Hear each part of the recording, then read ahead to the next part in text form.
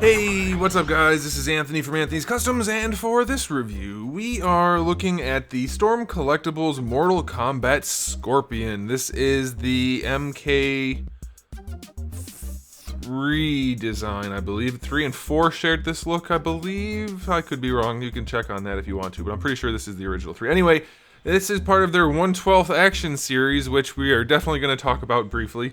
But it's the look I've always wanted a figure of for Scorpion and for the other ninjas, and I just can't wait for the repaints. And you might think I'm being sarcastic, but I'm not.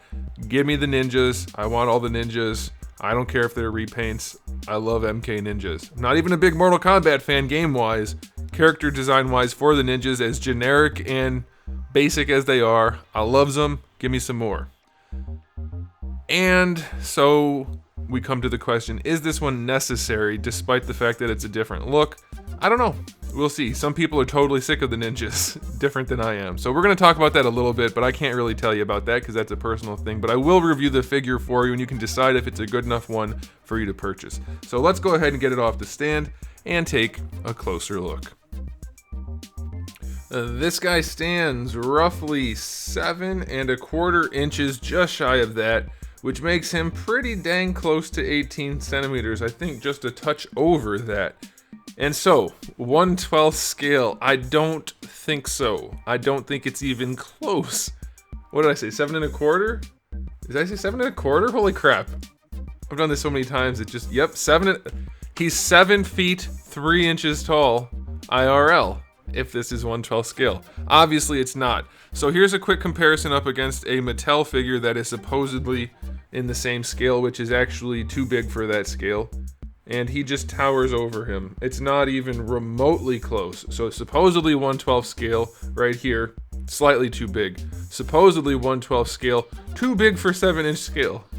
They have just taken scale and thrown it out the window over at Storm. Some people don't care. I personally don't care that much, but I would definitely prefer it be closer. There's a Marvel Legends figure. Not even remotely.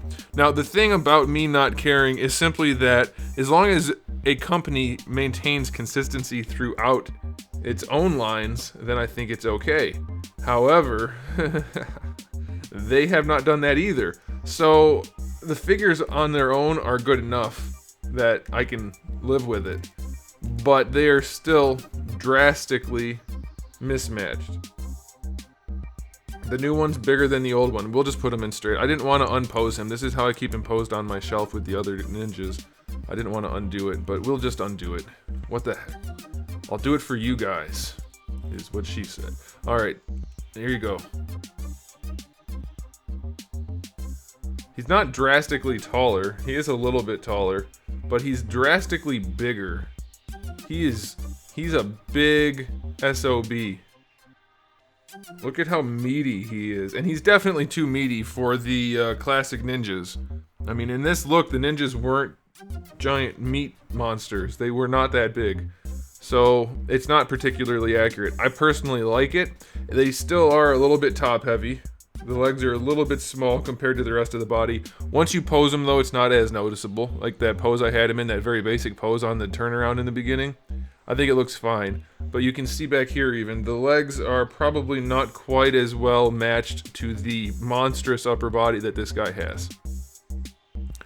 It could be better, but it still looks really good as far as I'm concerned. Other things to note about this guy, since we're going to talk about the aesthetics, the paint job, sloppy as heck. Not terribly sloppy, but every part of it is sloppy. Let me explain. The black paint on here isn't like feathery or anything, so it doesn't stand out as being terrible. But none of the lines are straight or particularly well placed. Does that make sense? Feathery would be worse. It would totally instantly catch the eye. This can be excused as, oh, it's a cloth item being replicated, so wavy lines can be accepted. That's how I look at it. It could look definitely worse, but it definitely is really sloppy for those black lines. Everywhere, basically, the black lines are, except for the shin armor. That's pretty clean. So it definitely could be better. He's also very glossy for his gi, or whatever you want to call the vest thing. Very glossy. Nothing else is glossy, so that's good. The skin is very matte. The black part is very satin, so that's okay. But the yellow part is very shiny, even for the legs. So that's a little bit iffy. And he's pretty lemony yellow. Most of the artwork for this game, they had Scorpion kind of more of an orangey yellow, just a little bit of orange in there. I don't personally mind this, but I know some of you Mortal Kombat people are going to be bugged that he's more on the lemon side rather than like a school bus yellow. So there is that as well.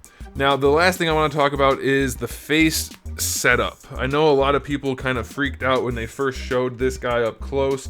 They said the face mask looked totally weird, too big, very weird. And it didn't turn out to be so bad. You can see I have some silver paint on mine, who knows why.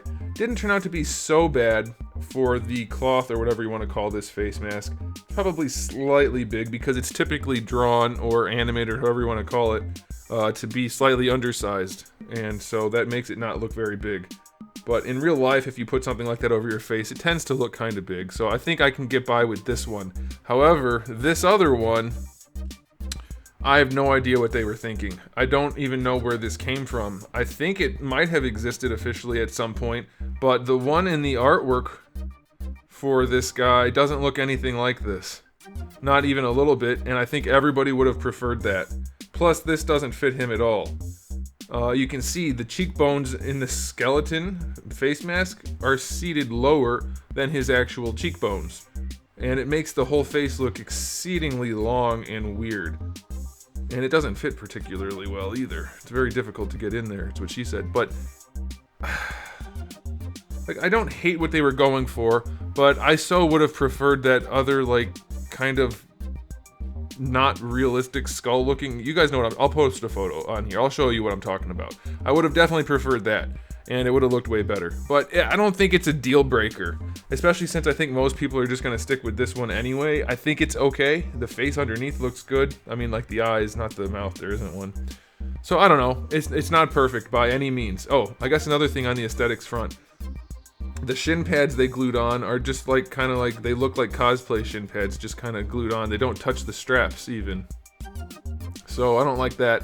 I know it kind of looked like this in one sprite or one image or something. I can't remember what now. I'll try to find that and share that also. But it shouldn't look like that. Like, they're not touching the straps. It looks bad. So that's definitely a bummer as well. So lots of little things that really grind my gears and bum me out about this figure. But overall, it's not that bad. It's really not. I still like a lot of it objectively from a review standpoint. Personally, I like it a whole bunch. But objectively, as a reviewer, there's definitely a lot of little things that need to be tweaked aesthetically. But I'll give it a 7 because the rest of the things do look really good and I like most of it a lot. So 7 for the aesthetics.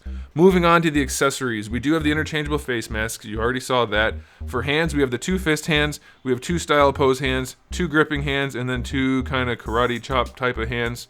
And then we do have his rope and spear, which is actually a really nicely done accessory. I like that.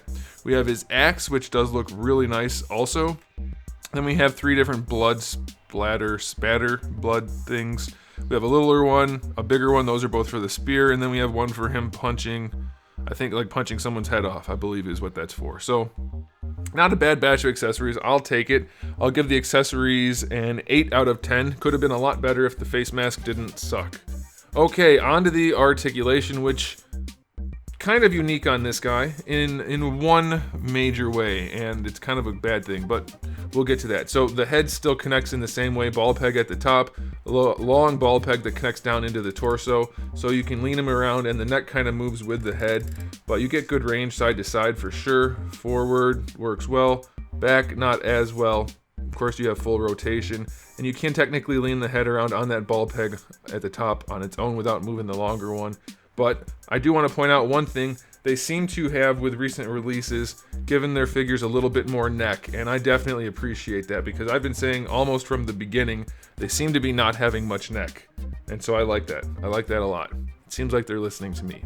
Or maybe other people, but I know I said it, so I'm happy that they fixed it. The gi is a soft material. I know this probably isn't technically called a gi, but I'm going to keep calling it that because I don't know what else to call it. Vest. I'll call it a vest. Anyway, arms are connected with a ball peg into the torso, so you can move the whole thing around. You can see this part is just a little bit of a floating piece.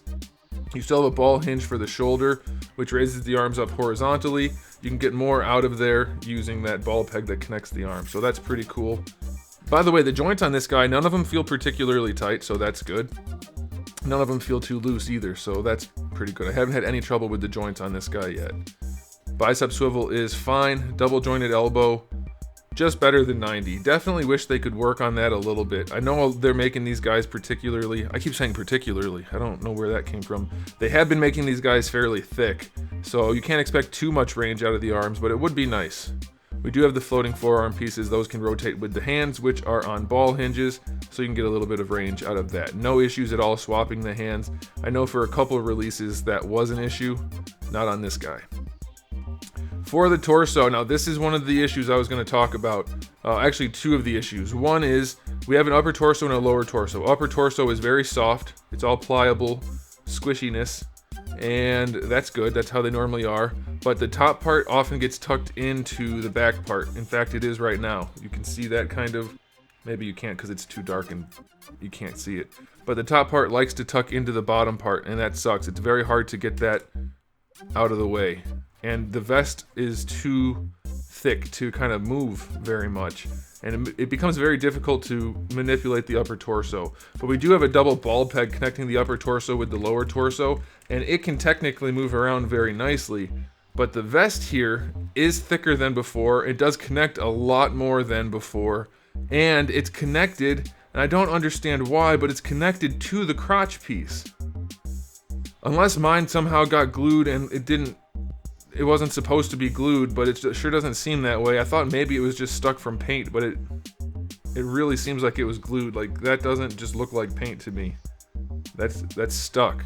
So, flexing the upper body and even the lower part of the upper body is really hard, and rotating it too. You can rotate it, but you have to rotate it under the vest. If you rotate the vest with it, you're rotating his crotch, and you can see it's already kind of binding, and that's not good. So that's definitely makes it difficult to pose his upper body. You cannot rotate that vest because it spins his crotch, and it makes it very challenging. The crotch should totally be a separate piece. I don't know why they did that, but they did, and that kind of sucks. All right. Oh, this falls off fairly easily also. There you go. All right, for the hips, we have the joints that they've been using for a little while now, basically ball hinges, and they go out to the side pretty much all the way. So that's really nice. The skirt part of the vest flexes, that's okay. Bringing the leg forward, same kind of issue. The skirt flexes, still pretty good range. Going back, it does flex, but it does stretch his ass out, so probably don't want to do that too much. Thigh swivel is in there. The hips are a little bit loose forward and back. Not floppy loose, but not as tight as I would like. That could just be mine.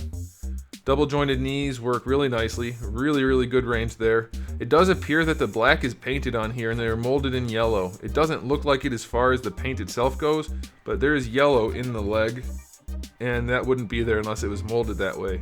So that's very strange. You would think if they were painting the black, it would be a cleaner paint job. But I'm guessing they are painting the black, but who knows. We have for the ankle a hinge, which goes pretty far back and pretty far forward. Not crazy far, but far enough. And then you get a little bit of a swivel out of there, basically like a Marvel Legends figure, which puts it off at a pretty weird angle. And despite having these perfect places to hide a swivel in the shin, there isn't one. So that foot is staying at that weird angle. You can't really bring it around at all. So that does limit posability a little bit. Toe hinge is still questionable, but there. So articulation wise, this guy does suffer to some extent. You're going to still be able to get some decent poses out of him. I think you're going to be able to enjoy the figure, but you definitely would have been able to enjoy the figure more if a few of those things I touched on were addressed prior to me doing this review. So articulation wise, I'll give it a 7. Definitely not bad, but the limitations in the torso and the ankles in particular are definitely going to reduce playability to a significant degree, even if you're just trying to pose them for your shelf. It's gonna be a problem. So final verdict on this guy. Personally, I like it a whole bunch, but there are a lot of issues with this guy that aren't necessarily big, but they do start to stack up, and you're gonna have to be overlooking a fair amount of problems.